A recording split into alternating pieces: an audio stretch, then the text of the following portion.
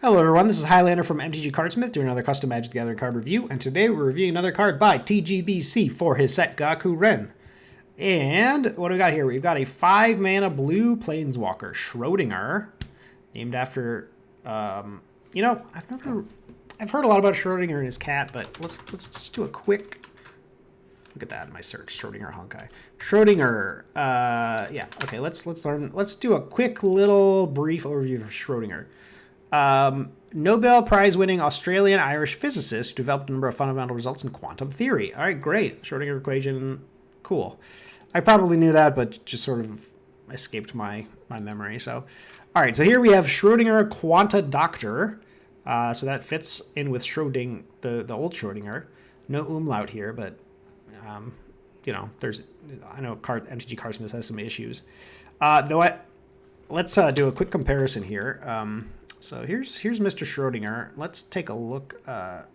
Here at a little. Let's do a little comparison here about what's going on. Don't see much of a resemblance here. Seeing a distinct lack of cat ears and energy. I don't even know what's going on here. Also, I think this is a female. It still looks like a female. I guess it could be a male. If it's this guy, it's a very young this guy before he needed glasses, and he's also a cat. So, but anyway, I'm assuming you're not literally trying to make this Schrodinger. I just thought that might be kind of funny. All right, so let's get into the card here. At the beginning of your end step, if Schrodinger entered the battlefield this turn, she. Okay, so we got a female Schrodinger. All right.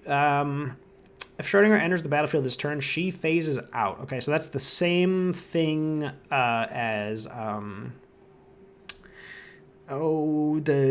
ninja guy that just came out. Why am I blanking on his name? Blue, black, Planeswalker, phase, Kaito Shizuki, right? He does the same thing. Literally the same thing. When was this card made? Let's see. Let's see if you came up with this first. February 12th, 2022. I believe this is a 2023 card, right? When this came out. Does this have like a release date somewhere?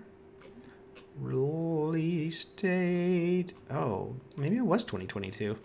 Or no, these are, never mind. Those are, okay. When did this? Oh, the name of the set. Kamigawa Neon Dynasty. Okay. Kamigawa Neon Dynasty release date. Let's see. February 18th, 2022. And you made this. Oh, I already closed it. February 12th, 2022. Okay, so you probably saw the spoilers. Okay. I just wanted to know if you came up with that before Blizzard. Before Wizards did. And it sounds like probably not, but who knows? I could be wrong.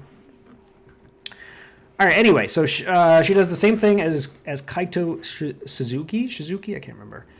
+1. It starts before loyalty. +1. Return target creature to its owner's hand. If the creature had a converted mana cost of 5 or more, put a loyalty counter on Schrodinger. -10. Excuse me. Return Schrodinger to your hand. Then draw cards until you have 9 cards in hand. Spells you cast cost 2 less this turn. Okay, that's an ultimate, for sure, unlike the last one we saw. But other than that, this is basically an Annoyatron. So, all right, let's take a quick look at Jace the Mind Sculptor. I'm sure you're familiar. Sculptor. All right. Jace the Mind Sculptor also returns target creature to its owner's hand and does not have an additional bonus. And this is a -1. Now, obviously, there are other abilities on Jace, and yours has only this ability. But this was part of the reason why this card was so oppressive, was this -1 here. The fact that you could just play Jace, bounce one of their creatures, and now you have this like card drawing engine in play. The nice thing is that it's a -1, so you could bounce twice, 3 times if you wanted to, but you risk losing your Planeswalker. It's not the case here. Now let's take another look at another Planeswalker that nobody likes playing against, which is Baby Teferi. The Time Raveler, not this like altered one, whatever. They have the regular one. Yeah. Okay, this also has a returned creature, and you draw a card, but this is a -3, okay? Now, if you're seeing a theme here, it's that returning a creature to hand on a Planeswalker is incredibly powerful and also annoying, because, you're getting a creature out of the way, potentially killing it if it's a token, and then you still have a Planeswalker in play. Now, in the case of Teferi, this is a -3. Yours has a +1, potentially +2, if you bounce something that's big, which is something you want to do anyway. You want to bounce their biggest thing. And so anyway, you also can't attack her the turn she comes in. So what I'm trying to say is this card is, if you're playing any sort of creature deck, this card would be incredibly oppressive. Because all you have to do is drop this thing and bounce their creatures over and over and over again. And this essentially locks them out from playing anything expensive, right? Because if they play something expensive, you're just going to bounce it. Unless it has some kind of a crazy ETB. So there is that. But you also get extra loyalty counters that gets you closer to this ultimate here, which is incredibly powerful. And I mean, on the other hand, you can even bounce your own things and replay them. I don't think this is a good idea, having this be a +1. I really don't. And especially you're rewarding them for bouncing something that's like that you want to bounce anyway, which is fine to do that, but not for like a +1. Any sort of a bounce effect, in my opinion, should probably be a minus. Just like a lot of the Planeswalkers that have removal, like Chandra, Torch of Defiance, which deals 4 damage to a creature, that is also a minus, because if you have a Planeswalker that pluses to basically deal with one of their threats, it's very oppressive. Now, there are some Planeswalkers that do that, but they're like super. I mean, Ugin. Okay, Ugin like does this, right?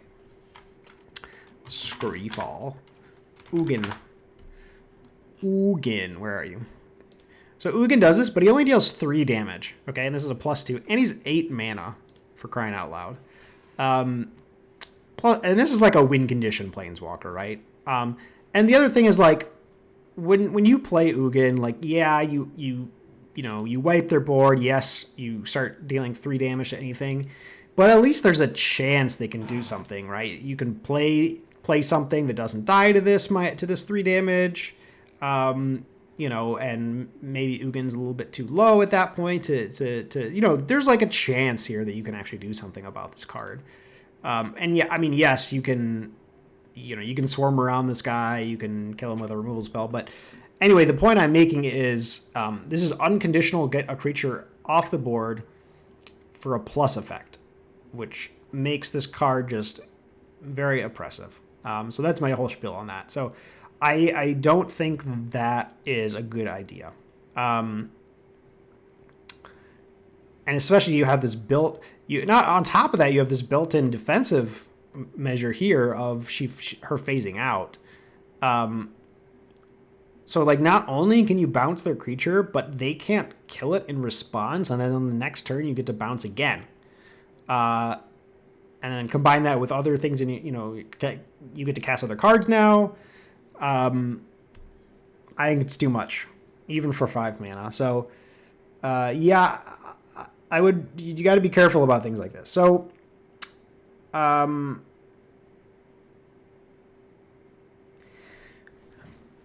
what's my rating of Shrodinger Quanta Doctor? Well, okay, I'll say one more thing about this card, which is this character looks pretty interesting. Like, a Quanta Doctor. What's that? I want to know more about that. I want to know about why is it a cat creature? what's going on here with this like phasing and this like pixelation here. So the phasing is obviously taken care of here, but the point I'm trying to make is like this Planeswalker doesn't tell me much of a story about what's going on with this person, other than she bounces things. You know, like what about that is has to do with quantum theory or whatever. And I'm not saying you have to create a magic card that like it perfectly exemplifies quantum theory, but I think you're understanding where I'm coming from. Like this could be any blue planeswalker, maybe outside of the phasing, and no one would bat an eye. So there, like, it's not there's not much flavor here that's helping me understand who this character is, or what they're about, other than bouncing things. So, you know, and you shouldn't. Look, I'm not saying like every planeswalker needs to have like amazing flavor, right? It's tough, especially on planeswalkers, to get flavor. But, you know, let's just go back to Teferi for a moment, just a quick look. I lost him already. Teferi, okay. Teferi Time Raveler, okay. I understand that Teferi is a mage that can mess with time. Why? Well, first of all, it says Time Raveler. Yours says it's a Quanta Doctor, though, so there's that. But then we've got an effect like this. Each opponent can cast spells only anytime they can cast a sorcery. Wow. He's messing with time. Look at that. Until your next turn, you may cast sorcery spells until they have flash. Wow. He's messing with time.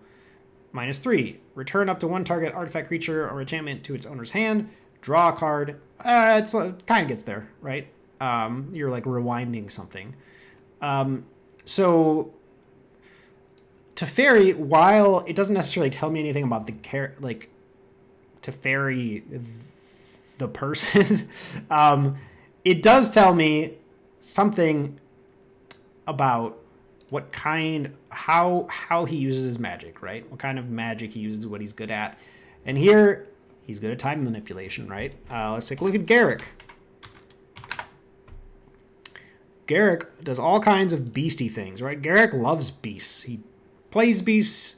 He, draws cards, and he makes more beasts, and he makes his beasts bigger, and he makes more beasts, right?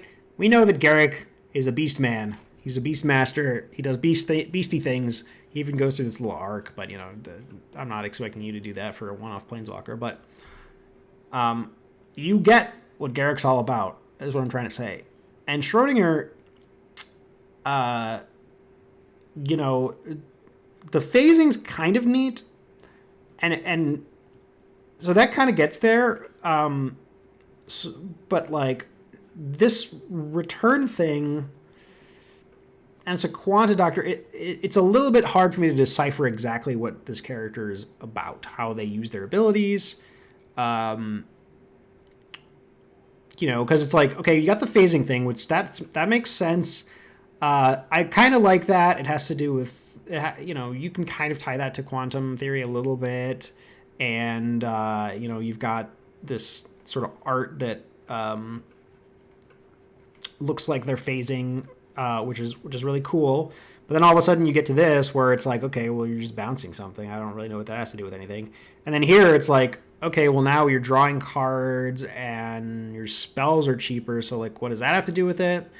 I think you get where I'm coming from. Is these two abilities here are just kind of things that blue cards do, and not necessarily what is Schrodinger. It's not telling me what Schrodinger is about, right?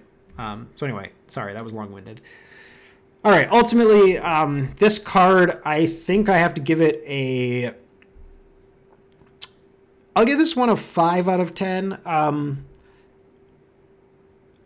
Balance-wise, I think this card is oppressive, like I mentioned. I think it could really use some tuning in that regard. And again, flavor-wise, like it it's doing things that blue cards do, but I'm not seeing anything that makes me understand this character. I would love to see like this character with no ultimate, but like she does things with phasing, like she kind of has various abilities that work with phasing, or you could kind of mess with quantum theory by like trying to implement something that has to do with like quantum entanglement. That might be kind of cool, if you've ever heard of quantum entanglement. It's like the idea that like two objects that are really far apart can somehow be affected by each other. So anyway, there's like all kinds of interesting things you could do, but these two abilities I wouldn't say are particularly interesting. So 5 out of 10 for Shrodinger. Fine card, but not exciting, I guess. And oppressive. Let's throw that in there too. Okay, that's all for Shrodinger. Thank you guys for watching. I'll see you next time.